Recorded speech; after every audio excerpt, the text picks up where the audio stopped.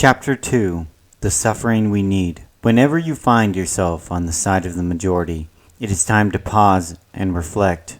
Mark Twain. You cannot cross the ocean unless you are willing to lose sight of the shore.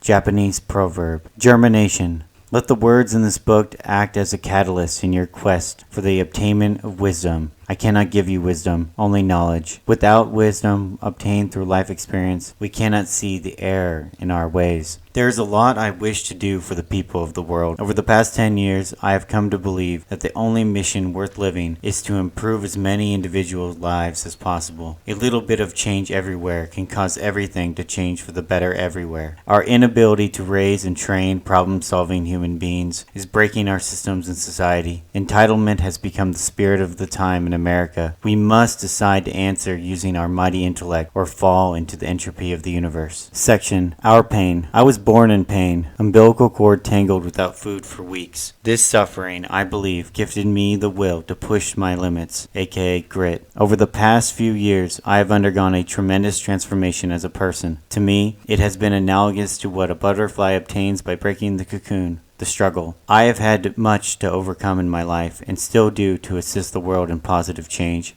Being born early clearly affected my early learning. To me, this certainly disabled my ability to learn at a high level in my first 7 years of life. The culture that surrounded me did not know how to teach me a way to be objective enough to understand how we all can grow. Therefore, I did the thing I knew best, running full speed into the obstacles that stood in my way. To my family, I was just a little slow, but maybe not stupid. This is funny, yes, but they really thought perhaps, as in maybe I was stupid. Still, my father would ask me if I was stupid when I would not understand what he wanted. No one knows what each person is dealing with. For example, when I was a child, I looked healthy, but looking back made me realize that I had serious mental limitations that required a mighty effort to develop. I am happy to have gained intelligence through hard work, but things could have been easier if I had more help getting started. This bolstered by the fact that I was born a month early after my umbilical cord got tied together from me moving in the womb too much. I also hit my head a lot as a child. This was my fault for running around all crazy as a child and in the sport of football. In football, I loved smashing my helmet into my friends until I had broken mine and theirs. I am still not sure where this tremendous amount of energy came from. My parents believed that I was just a late bloomer when it came to reading and denied any extra assistance or outside opinions because they knew what was best for their son. I want to mention that my sister Casey spent years teaching me how to read before I finally learned when I was in the 3rd grade. It was seemed I could not sit still long enough to learn how to read. The truth is, I got lucky. I had a strong enough will that would assist me in developing the skill required to serve the world. Still, I barely made it to college because of low SAT scores, which was a truth I always wanted to deny. Not many people know this, but I was so nervous about taking the SATs, I smoked a few joints before I walked into the cafeteria with hundreds of other students. We were all convinced college was our way out of poverty in which we all resided. My mental challenges further worked against me in college, but with the help of empathetic mentors, I was able to get tutors required to achieve a respectable grade point average, GPA 3.3. To be really honest, this was something I will always be proud of. I never thought I could get over a 3.0 and was always anxious about losing my Reserve Officer Training Corps scholarship. This, along with a developed athletic ability, gave me the opportunity to enter the military in one of the most difficult professions offered, Armor and Cavalry Scout Officer. This is one of the most challenging branches in the Army because of the physical and mental capacities one must have in order to lead on the modern battlefield, which requires a young officer to account for all the variables involved in asymmetrical warfare. Asymmetric warfare is a form of irregular warfare, violent conflict between a formal military and an informal, less equipped and supported, undermanned, but resilient and motivated opponent. The term is frequently used to describe what is called as guerrilla warfare, insurgency, counterinsurgency, rebellion, terrorism, and counterterrorism. If you saw me on the street today, many would not believe I am a disabled veteran. This perception is not reality, but I can and I must accept thoughts of the world without hindering my growth. The world's understanding is not necessary for anyone's growth. The only reason I look healthy as I do is that I spend at least 2 hours a day doing physical therapy and use massage devices to assist in tolerating the daily pain. Many do not know how to reach a point where they can have the things needed to maintain the health they need need. I want to help with this. One day, I want to donate the kind of equipment I use to those in need. Furthermore, the reality is that my injuries make it very hard to find time to work on my business and perform at my highest for the people that mean the most in my life. Use the time you have wisely. You never know when it will all be gone. What about my whiteness?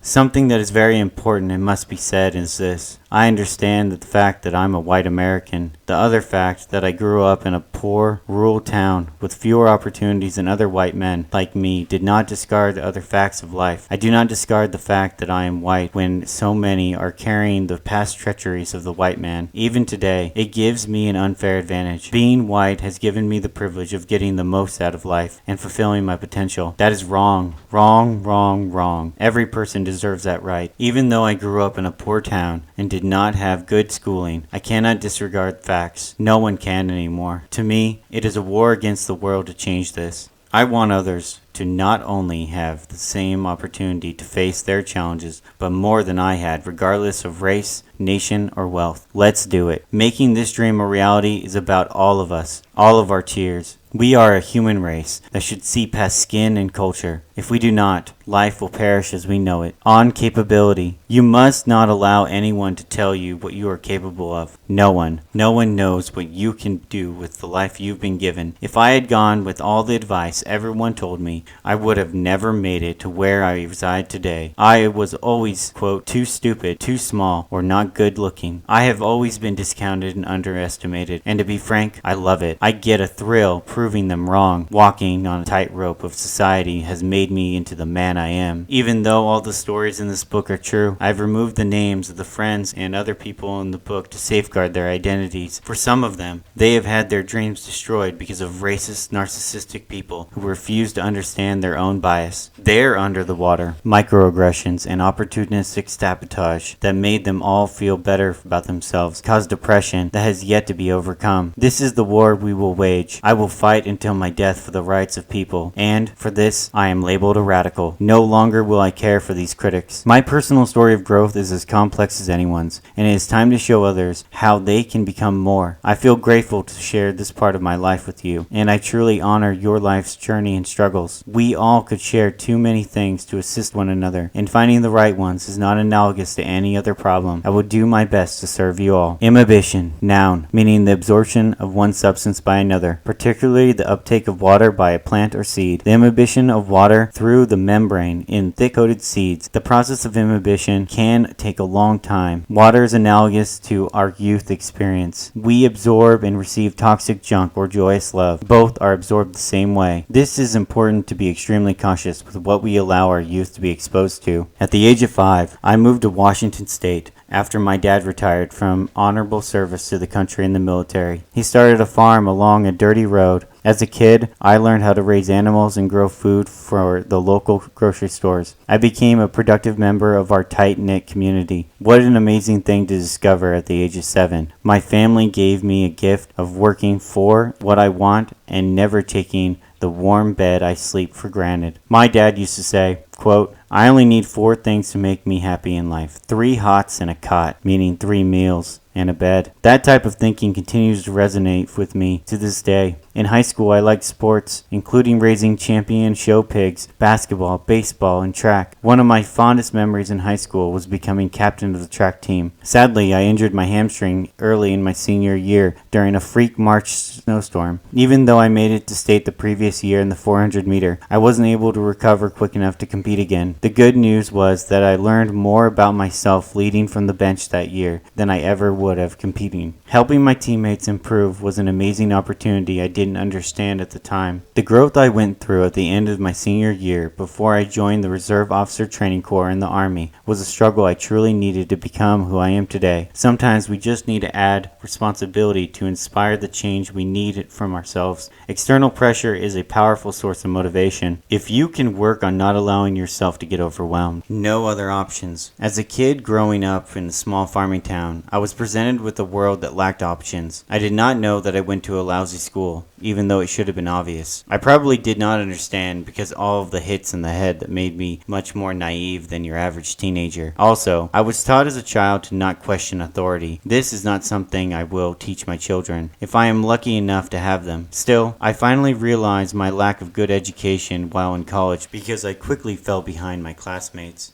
A vivid memory I have from high school often flashed doubt I even belonged in college at all. A science teacher told me that it was not wise to think I could do anything of significance with my life because I wasn't intelligent enough. To this day, this memory can bring back a feeling of profound devastation. This one statement carried great weight for a young teen. I could not read until the third grade, and consequently, I was considered a special child. Anyone who has any experience in this realm should know that these are the kids who get socially ostracized and become socially abnormal early on. These events often led to thoughts of suicide, especially in teenagers, or can lead to psychological issues that hinder a person forever. This is why I cannot stand to see this continue happening to other children who deserve much more. To me, there are no learning disabilities, only teaching disabilities. Let me be clear, if society took this perspective, many children would not live through this kind of sink or swim moments I have faced in my life. That would change the world. Let us dream of that. Throughout school, I was bullied. This has significantly impacted me and caused me much anguish before gaining confidence in myself during college. The lack of confidence gave me a fixed mindset that took many years to grow out of. A true turning point in my fight against bullies occurred when I switched schools. This is because there was a great opportunity to grow into a new person. What is really funny was that the opportunity to grow came in the form of a fight I tried to run from. Sitting in the principal's office, bloody and beaten to a pulp on the third day of ninth grade was surreal.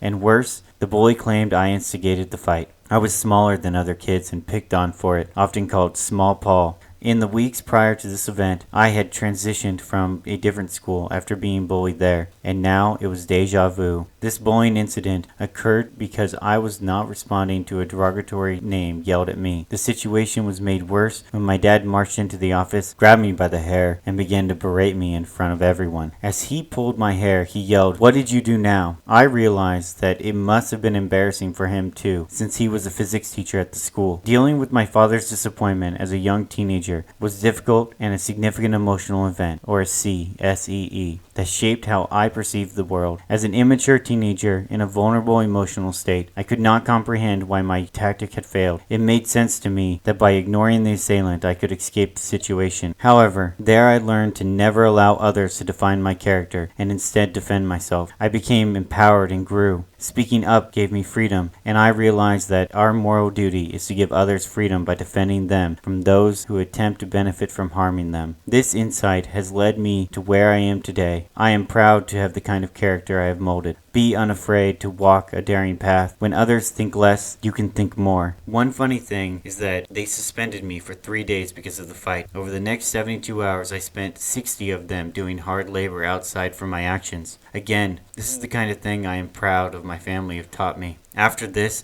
I went on to much success in high school. This is because I decided that I was no longer going to be weak to defend myself. At graduation, I earned the largest scholarship ever received by anyone who graduated from my school by getting a full ride to Seattle University from the United States Army. I struggled to keep up during college and spent most of my freshman and sophomore days with tutors. College was not fun for me. I was either in the gym working out, in the library studying, or in the field training to be an officer. I had a dream to be one day like General Abrams, an armor general. Modern tanks are named after him. I wanted to lead the men and women of our nation to war and destroy the enemies that hate the free world. I knew that the only way I could ever do that was by never giving in and never quitting on myself, no matter the hardship. I grew myself into a grit machine. In fact, I still do not know how I pushed myself through all the arduous training. This is because I am kind of fragile. I hate to admit it, but I bruise with the slightest pinprick. I am partially anemic because of low red blood cell count. That did not matter. I fought for a place among leaders and earned it. A single furrow burned. The real reason I applied to become an Army officer in 2007 was because I wanted to go to war, and that was something I knew 6 years earlier. I remember 2001, how my father cried in front of me for the first time when I was 10 years old.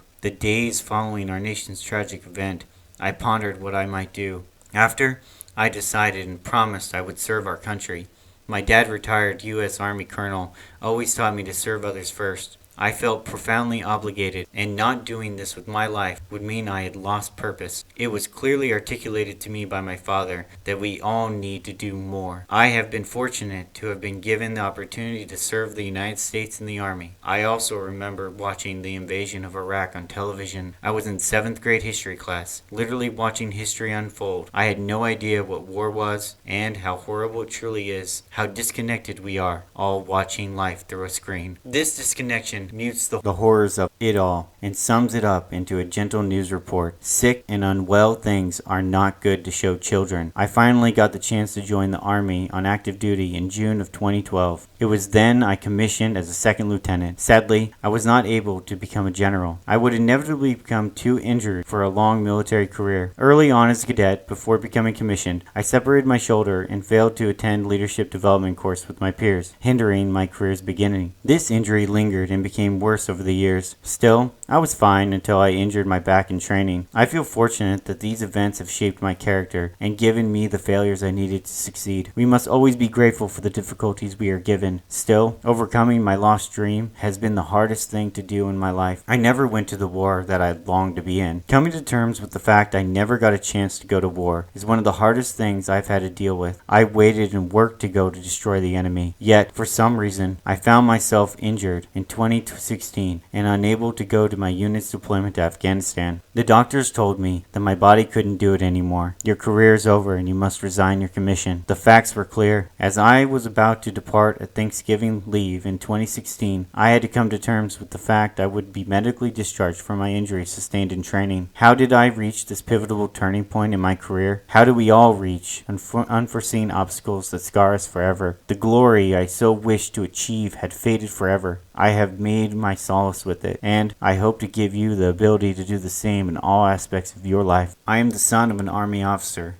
a graduate of West Point, who planned the largest artillery barrage since World War II, Battle of Silo Heights, during Desert Storm Shock and Awe, and he is the son of a man who landed on the beaches of Normandy and was surrounded by German soldiers. My grandfather fought the Germans in the Ardennes in the Battle of the Bulge. I stand in awe of these men, but they believe that they did nothing special. When I asked them about it, they told me it was just our turn. How fortuitous it is then that I exist, that I am writing this, reading this, that I have been given the chance to live a better life, free of oppression and full of beauty. We all should thank our lucky stars for the honor of being alive. Phase dormancy, lost in pain. In November of 2017, I left the Army.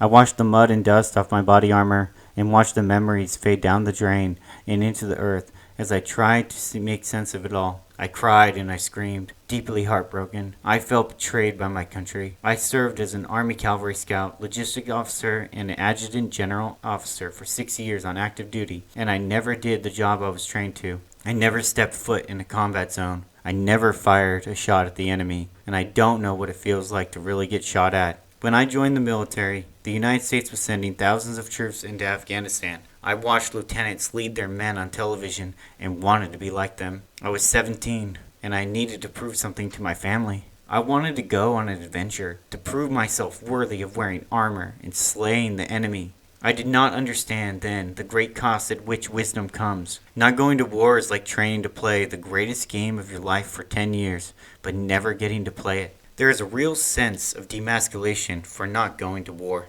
particularly for us young lieutenants and captains. Our right-hand men, platoon sergeants who grew up in war with at least one combat tour, had experienced what I so desperately sought. They sometimes would hold it over us when they wanted to prove a point, saying, "Sir, this isn't how we did it in Afghanistan." During initial officer training at the schoolhouse, the officers who taught us boasted glittering ribbon stacks earned by over multiple combat tours. These decorations served as a visual representation of their competence and skill. I badly wanted my own combat ribbon and campaign medals. Although I was reluctant to admit it, a Purple Heart too. My grandfather had been given one for his wounds in World War II, and I wanted to live up to that. I deeply craved a rite of passage into the Red Temple of Mars that always seemed to elude me. The Red Temple of Mars was finally inaugurated, although not quite finished, in 2 BCE, and it came to function as the focal point of the Roman military strategy. For example, Augustus decreed that it should be the meeting place before the Senate when decisions of war were taken. The temple was also a place where young Roman males